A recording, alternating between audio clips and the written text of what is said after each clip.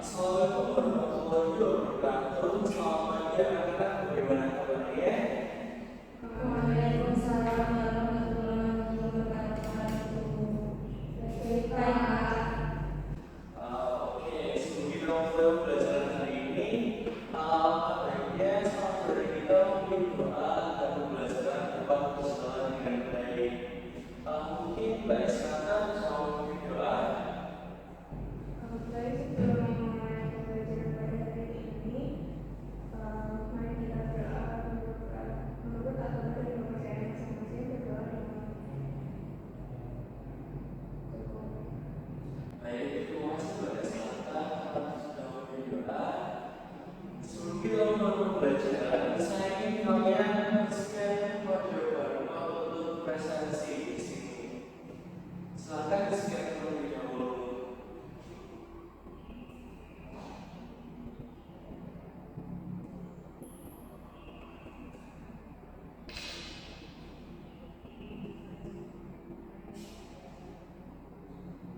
Sudah presentasi semua? Sebentar saya cek dulu ya. Wah, semuanya masuk hari ini, semuanya luar biasa ya. Saya senang sekali bisa kembali belajar bersama dengan kalian. Hari ini kita akan belajar sesuatu yang sering kalian alami, tapi mungkin kalian belum sadari. Sebelum itu, coba ingat minggu kemarin kita belajar mengenai apa ya? Interaksi. Baik. Pernah nggak kalian merasa bukan berdiri ketika kalian sedang mengisi waktu atau tersentuh ketika kalian sedang membuka gagang pintu mobil? Pernah kalian merasa tersebut? Pernah, Pak? Mengapa demikian? Mungkin karena ada yang dipercaya, Pak. Nah, tepat sekali. Untuk mengetahui apa yang percaya, kita melakukan sebuah percobaan. Baik, anak-anak perhatikan baik-baik ya.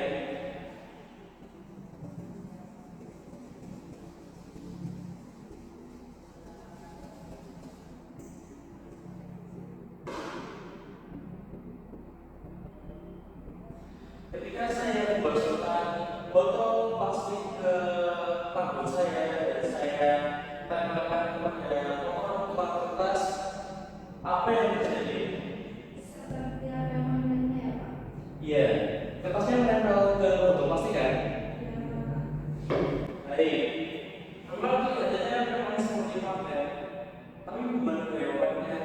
Sebelum kita sebutkan, siapa yang bisa menjelaskan bagaimana gaya magnet itu bekerja? Baik, Mbak Bontong. Sebuah kutub menarik kutub yang berbeda dan menolak kutub yang sama. Tepat sekali. Nah, hal yang terjadi pada botol plastik dan kertas ini mirip dengan magnet. Tapi bentuknya bukan bentuk magnet melainkan Berbeda mata, ya, Pak. ya tepat. Lebih tepatnya karena beda muatan listrik.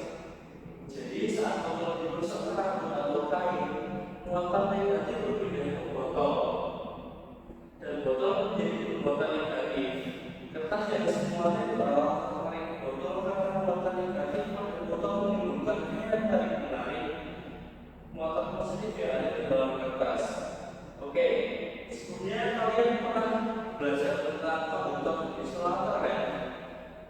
Pernah, Pak. Baik, siapa yang menjelaskan bagaimana apa itu konduktor dan apa itu isolator? Baik, Mbak Istana. Kalau konduktor itu bisa menghantarkan listrik, sedangkan kalau isolator itu tidak bisa, Pak. Bagus. Lalu saya ingin bertanya, mengapa konduktor bisa menghantarkan listrik dan mengapa isolator tidak bisa menghantarkan listrik? Apa ada yang jawab? Baik, benar. Karena banyak elektron bebas di konduktor, Pak. Kalau isolator tidak banyak atau susah mengalirkan elektron. Tepat sekali ya, anak-anak. Sekarang perhatikan baik-baik. Saat kita memasukkan botol plastik ke rambut tadi, botolnya jadi bisa menarik potongan kertas kan? Nah, botol ini termasuk konduktor atau isolator?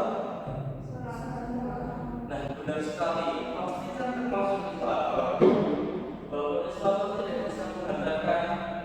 jadi seperti kabel, tapi dia bisa menyimpan muatan listrik di permukaannya. Itu menyimpan misalkan listrik kita gunakan sebagai percobaan listrik statis. Jadi, muatan listrik yang kita hasilkan dari gesekan nanti tidak mengalir, melainkan dia menemukan daya salah seperti plastik, kaca, atau karet. Nah, inilah yang kita sebut dengan listrik statis. Oke, hari ini kita akan belajar mengenai listrik statis. Coba Mbak Lisa membacakan apa tujuan kita belajar hari ini. Tujuan pembelajarannya yang pertama itu mampu menjelaskan konsep listrik statis, yang kedua mampu menjelaskan bagaimana muatan bisa terbentuk, bagaimana muatan berinteraksi, serta mengapa dia bisa menarik-menarik atau menolak akibat muatan ini. Baik, terima kasih Mbak Lisa. Sekarang saya ingin kalian membuat dua kelompok yang berdasarkan melakukan sebuah percobaan sederhana di depan yang sudah tersedia. Saya di sini akan menyediakan sebuah bahan, yaitu sebuah spidol plastik dan kertas. Kalian akan merumuskan kejadian apa yang terjadi ketika kalian menggosokkan rambut dan kalian tempelkan ke kertas itu. Oke, anak-anak? Iya, Pak. Baik, anak-anak, saya mau kalian berikan satu KPI, dan kali ini saya ingin kalian menyelesaikan KPI ini dikerjakan pertanyaan-pertanyaannya dan percobaan yang apa yang ada di dalamnya. Oke? Baik, kelompok 1, kelompok 2, silakan. Bagaimana anak-anak, apakah ada kesulitan? Belum ada, Pak. Jadi apakah kalian sudah bisa menuliskan kejadian apa yang terjadi pada kertas ketika digosokkan ke spidol plastik? Kertasnya jadi nempel ke spidol ya? Ya, tepat sekali. Oke, silakan lanjutkan kembali mengerjakan ya. Iya, Pak.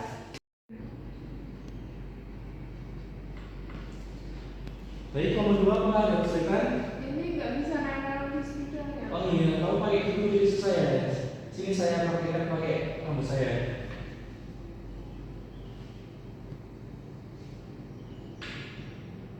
Baik, sudah dari sini kertasnya menempel di spidol ya. Iya, Pak. Coba kalian rumuskan peristiwa apa yang terjadi ketika kertas itu menempel.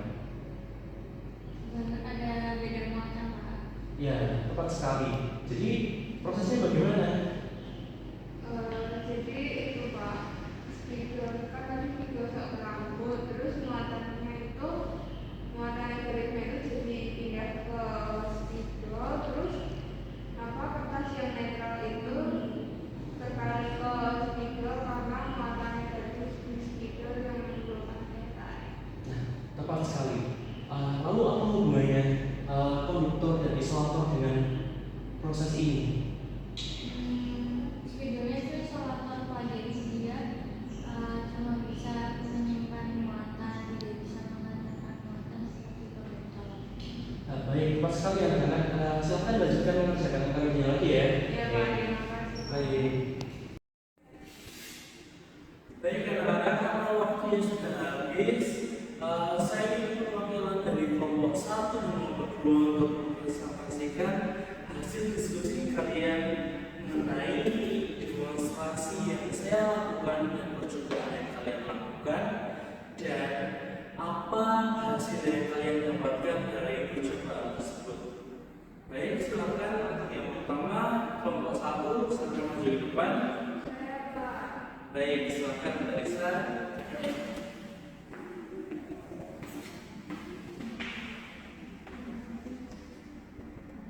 Saya perwakilan dari kelompok 1 akan mempresentasikan hasil diskusi dari kami.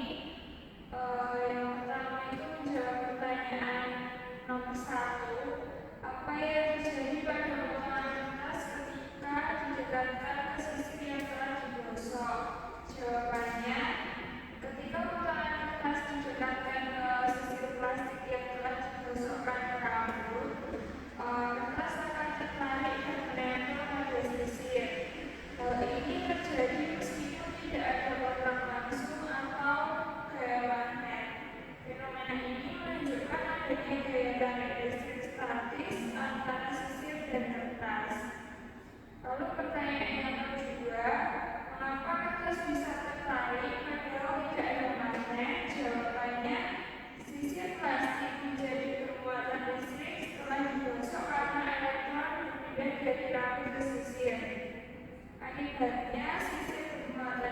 Ketika didekatkan potongan kertas netral, muatan negatif pada sisir menginduksi muatan positif di permukaan kertas, sehingga terjadi gaya tarik menarik antara sisir dan kertas meskipun tidak ada magnet atau listrik yang menarik. Sudah Pak? Baik, terima kasih. Silakan Mbak Risa kembali ke videonya. Oke Mbak Risa, jadi pertanyaan kita belum bisa terjawab ya sama Mbak Risa. Belum Pak. Oh, baik. Jadi tidak apa-apa. Lain-kali belajar lagi ya. Oke.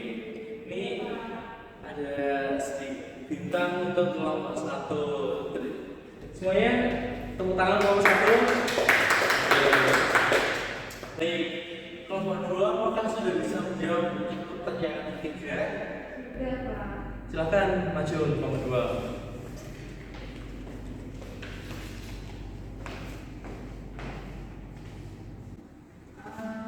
Perkenalkan, saya Ismail Rizka dari perwakilan kelompok 2 akan mempresentasikan mengenai jawaban nomor 3. Untuk jawaban nomor 3 itu pertanyaannya apa hubungan antara mesin muatan dan gaya listrik. Untuk jawaban saya dan kelompok saya itu semakin keselamatan listrik pada blok rendah, maka gaya listrik yang ditimbulkan antara keduanya akan semakin besar. Hubungan ini bersifat sebanding. Artinya jika salah satu atau kedua muatan berbesar, maka gaya tarik atau tolak yang terjadi juga akan meningkat secara proporsional. Baik, terima kasih Mbak Estana. Selamat kembali ke topiknya. Baik, jadi untuk jawab pertanyaan 3 dari kelompok 2, kelompok 2 menyebutkan bahwa semakin besar muatan maka semakin besar gaya listrik yang terjadi. Nah, itu benar tepat sekali ya. Saya akan berikan bintang kepada kelompok 2. Mari semua berikan tepuk tangan kepada kelompok 2.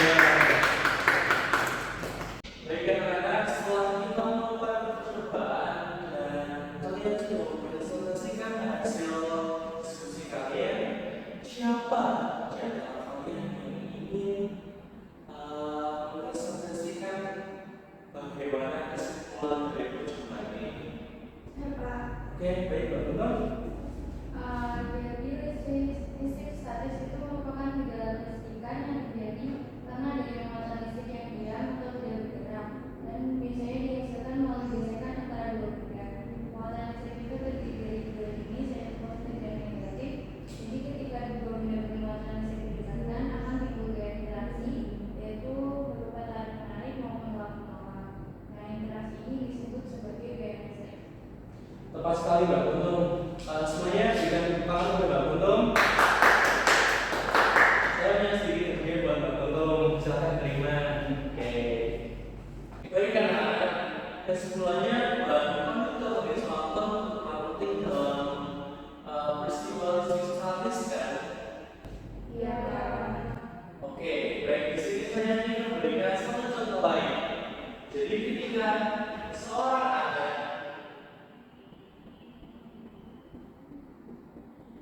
berjalan di atas sebuah karpet, lalu dia memegang sebuah gagang pintu.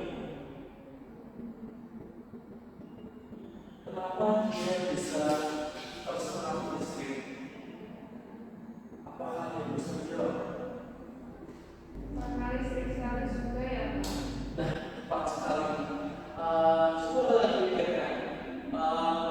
Gagang pintu itu termasuk konduktор atau isolator? Nah, karena kita termasuk konduktor, jadi gagang itu memiliki banyak. Nah, tepat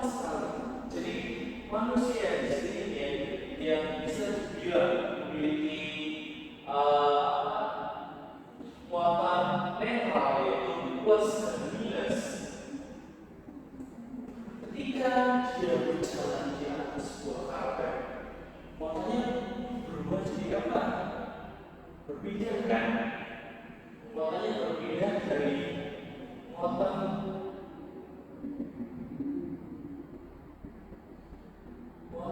positifnya,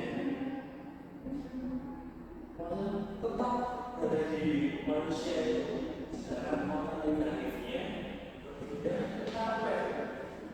Jadi karpetnya bermuatan positif, negatif lebih banyak, sedangkan positifnya jadi sedikit. Iya tidak? Ya. Nah, karena sudah berpindah muatan dari manusia ke karpet, lalu muatan yang berada pada manusia itu jadi apa? Jadi positif kan? Karena manusia sudah bermuatan positif, manusia yang memegang pintu yang bermuatan negatif, jadi peristiwa yang terjadi apa? Tarik menarik. Oke, baiklah. Jadi ketika terjadi peristiwa tarik menarik itu, sesaat momen ketika tangan anak itu memegang gagang pintu, terjadi sebuah lonjakan, yaitu perbedaan muatan. Jadi muatan dari gagang pintu berpindah ke manusia dengan cepat, karena gagang pintu yang bermuatan negatif dan manusia yang bermuatan positif. Jadi ketika terjadi perbedaan muatan dan muatan negatif yang melompat, manusia anak itu merasakan lonjakan yang kita sebut listrik statis. Apakah anak-anak sudah paham? Sudah, Pak. Mbak Ismata jangan main HP dulu ya. Malah main HP loh. Oke, baik. Oke anak-anak, jadi bisa kita luruskan. Misalnya ketika saya tubuhnya sangat besar sekali, atau anak itu tubuhnya besar dan kurus pintu itu harganya juga sangat besar, maka muatannya menjadi sangat.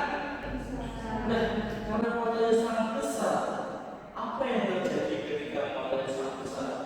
Ketika tangan anak itu bersentuhan dengan gagang itu, Semakin besar gaya tarik menariknya, Pak. nah, benar. Semakin besar gaya tariknya, maka akan semakin terasa ya seratannya yang terjadi. Jadi bisa kita luruskan bahwa gaya listrik di sini sama dengan Q1 dikali Q2. Apakah benar? Nah, di sini mungkin memang benar sampai sini. Apakah sudah paham anak-anak bahwa muatan, misalnya muatan antara tangan dan gagang pintu setara dengan besarnya seratan yang kita rasakan? Sudah, Pak. Nah, di sini yang terjadi adalah apakah hanya ada variabel gagang pintu, muatan gagang pintu dan anak ini saja? Apakah tidak ada variabel yang lain? Ada, Pak. Baik, apa variabel lain itu? Jarak. Nah, tepat sekali. Jadi seperti yang kalian lihat, ketika anak ini membentuk gagang pintu, semakin dekat anak itu dengan gagang pintu, maka serangannya akan semakin terasa, bukan? Iya. Nah, semakin jauh jarak anak dengan gagang pintu, maka serangannya akan semakin menghilang, bahkan hingga di titik tidak terasa sama sekali. Jadi bisa kita rumuskan bahwa gaya yang terbentuk itu berbalik dengan. Nah, jadi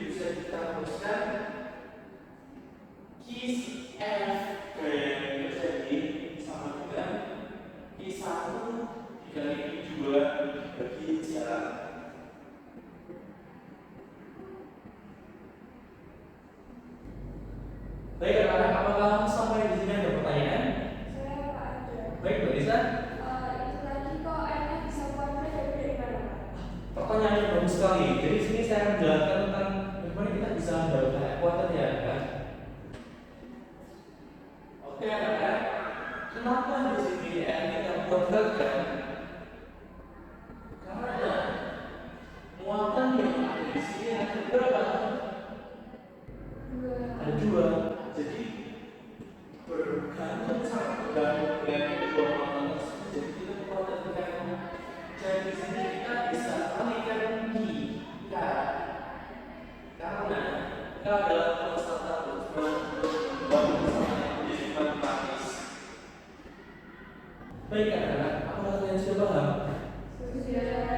Baik, jadi dari sini bahwa F adalah gaya besar listrik dalam satu newton, Q1, Q2 adalah besar kedua muatan dalam satu R adalah jarak kedua muatan dan K adalah konstanta berubah yang membuat sama menjadi matematis.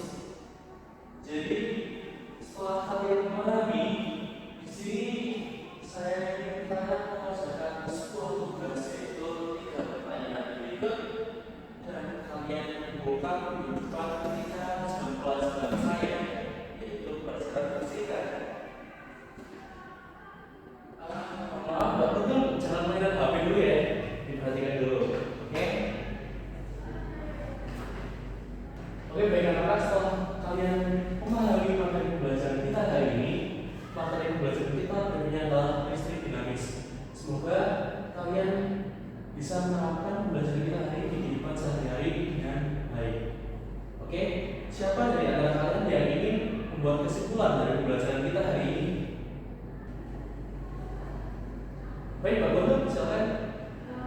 Hari ini tentang listrik statis itu terjadi karena adanya perbedaan muatan sehingga muatan positif dan negatif saling menarik atau tolak menolak. Dan itu juga dipengaruhi oleh logam dan isolator. Baik, bagus sekali Mbak Bono. Apa tujuannya listrik statis itu terjadi ketika sebuah benda yang memiliki muatan tapi muatan tidak bergerak seperti